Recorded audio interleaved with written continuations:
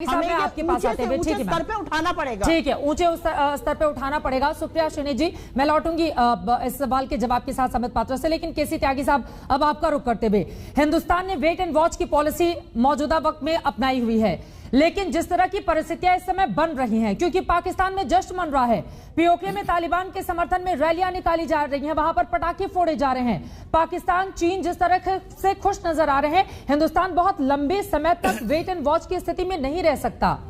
ऐसे में अब आगे अपने कदम कैसे बढ़ाने होंगे, ये बड़ा सवाल है।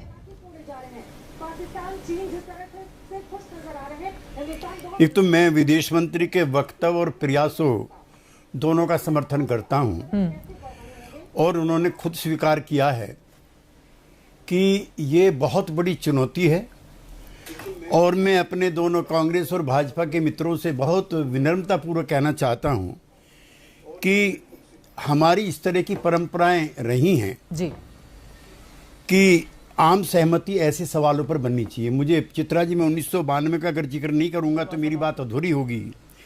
नरसिंहा राव जी प्राइम मिनिस्टर थे और कश्मीर को लेकर के ह्यूमन राइट्स की एक मीटिंग होनी थी। वहां पर मेरे राज्यसभा में सभापति रहे हामिद अंसारी जी, उपराष्ट्रपति थे जी, वो उस समय राजदूत थे, और अटल बिहारी वाजपेयी जी नेता प्रतिपक्ष थे। तो उनको भारत का कश्मीर में पक्ष रखने के लिए जेनेवा भेजा गया।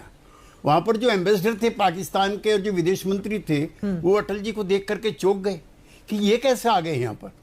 तो उन्होंने अटल जी से पूछा कि आप यहाँ कैसे? उन्होंने कहा मैं भारत का रुख अब यहाँ रखने के लिए आया हूँ, जबकि कश्मीर पर उनकी राय कांग्रेस के नेता से भिन्न थी। तो ये रही है हमारी परंपरा। आज का दिन तो इफ्स एंड बट्स का सुनी सुप्रिया जी है ही नहीं। आपकी पार्टी तो इतनी जिम्मेदार पार्टी रही है कि वो ऐसे अब अटल जी का सुन लीजिए, उस समय तो हम भी थे। अटल जी ईरान इराक युद्ध हो रहा है, इराक युद्ध हो रहा है, इराक पर जब दूसरी बार हमला होता है छोटे बुश के द्वारा इराक पर, तो सोमनाथ चटर्जी और इंद्रजीत गुप्ता जाते हैं। यहाँ से इंडियन फ्यूलिंग हो रही है वहाँ के लिए, बगदाद के लिए फ्यूल यहाँ से लेते हैं अमेरिकन प्लेन और जा करके हमला करते हैं बगदाद में। तो ये दोनों हमारे कॉमरेड जाते हैं अटल जी के पास कि इस पर कुछ कीजिए। तो अटल जी का जो विनोदी स्वभाव रहता है, कॉमरेड कुछ हल्ला गुल्ला मचाओ संसद में तो कुछ करेंगे भी। अब वहाँ से जब पार्लियामेंट शुरू होती है तो CPI CPM और कुछ लोग कहते हैं कि भारतीय धरती का दुरुपयोग अमेरिकन फ्यूल के लिए नहीं होना चाहिए। अटल जी 2 मिनट बाद ही घोषणा करते हैं कि आज के बाद भारतीय धरती का इस्तेमाल नहीं किया जाएगा। तो विदेश नीति ठीक है, सबकी अलग अलग होती है, और इसमें कई बार विचारधाराएं भी गवर्न करती हैं। अब देखिए कितना बड़ा परिवर्तन, चित्रा जी ये आधी मिनट लूंगा, कितना बड़ा परिवर्तन हुआ है।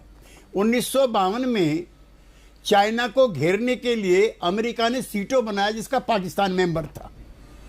आज हिंदुस्तान को घेरने के लिए अमेरिका काफी दिन से लगा है, चाइना, पाकिस्तान और अमेरिका खुद। आज चीन और पाकिस्तान दोनों साथ हैं, पहले सीटों के मेंबर थे चीन के खिलाफ। तो ये दुनिया बदल रही है, दुनिया बदल रही है, थोड़ा सा हम भी बदल जाएं। अब वहां का जो क्राइसिस है समझ लीजिए क्या है। वो अलकायदा नहीं है, वो IS नहीं है तो वो तालिबान के लोग सब अफगानी। और वहां पर अभी वेट एंड वॉच के अलावा आप कुछ नहीं कर सकते। आप सिर्फ एक काम कर सकते हो कि जो हमारे भारतीय नागरिक हैं वो कैसे निकले। चूक आपसे नहीं हुई है, सवाल तो यही सरकार से नहीं हुई है, चूक तो उससे हुई है, बाइडेन से। सवाल तो यही है ना, जो बाइडेन अब से चूक हुई हो, लेकिन खामियाजा उसका तमाम देश उन्हें भुगतना पड़ेगा, और आम अफगानी नागरिक भी भुगत रहे हैं। जिस तरह की तस्वीरें सामने आ रही हैं, तालिबान का जुल्म बढ़ता हुआ चला जा रहा है, और अब तो खतरा इतना बढ़ गया है कि काबुल एयरपोर्ट के आसपास चाहे अमेरिका हो, फ्रांस हो, ऑस्ट्रेलिया हो, इन तमाम लोगों ने अपने नागरिकों के लिए अलर्ट जारी किया है कि वहां पर आतंकवादी हमला हो सकता है। ऐसी स्थिति में हिंदुस्तान के पास ऑप्शन क्या बचेगा अगर 15,000 से ज्यादा लोगों को वहां से हिंदुस्तान लाना हो?